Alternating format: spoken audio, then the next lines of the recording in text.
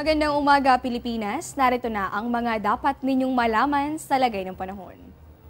Ready ka na bang magsundo o maghatid ng iyong anak sa paaralan? Naku, huwag kalimutang magdala ng payong dahil posible ang mga pag-ulan ngayong araw po yan ng Martes. Sa ngayon po kasi trough o extension ng isang low pressure area itong nakaapekto dito po yan sa may katimugan nitong Mindanao. Sa mga susunod na oras po magdadala yan ng maulap na kalangitan may kasamang may hina hanggang sa katamtamang pag-ulan dito po yan sa mga probinsya sa may bahagi nitong Mindanao.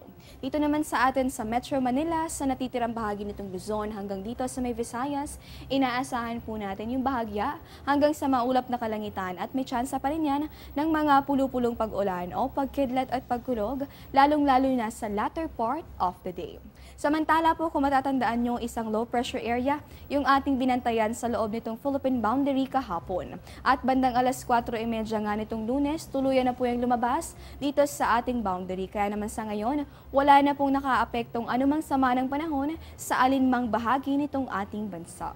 Diyan lamang po kayo, magbabalik pa po kami matapos ang isang paalala.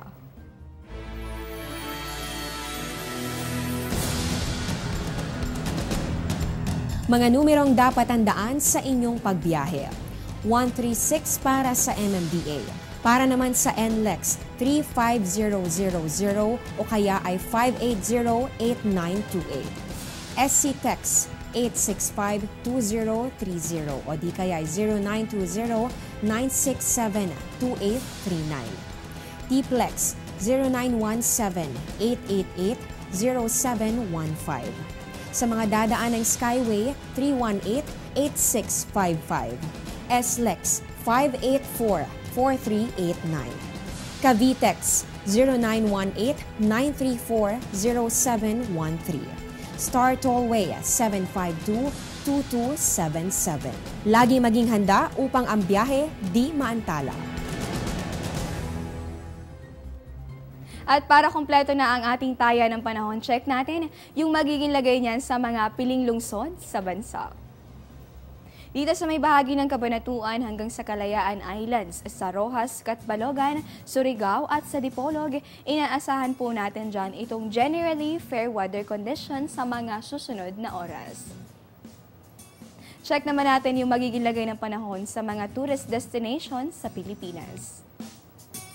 Dito sa may bahagi nitong Vigan para sa mga papasyal sa Kalye Crisologo, bagamat makikiayo naman sa inyo ang panahon, paghandaan pa rin natin yung mga tsansa ng mga pulupulong pag-ulan o pagkidlat at pagkulog sa mga susunod na oras. Kung ang dinayo mo naman ay itong tanyag na white sand beaches dito sa may Boracay, inaasahan natin itong pangkalahatang maaliwalas na panahon. Dito naman sa bahagi nitong Naga City, mayroon po tayong temperatura sa pagitan ng 23 hanggang sa 33 degrees Celsius.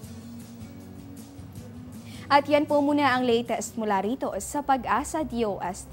Ito po ang Panahon TV kung saan walang pinipiling panahon ang pagbibigay impormasyon. Ako po si Desiree Jonio. Magandang umaga po sa inyong lahat.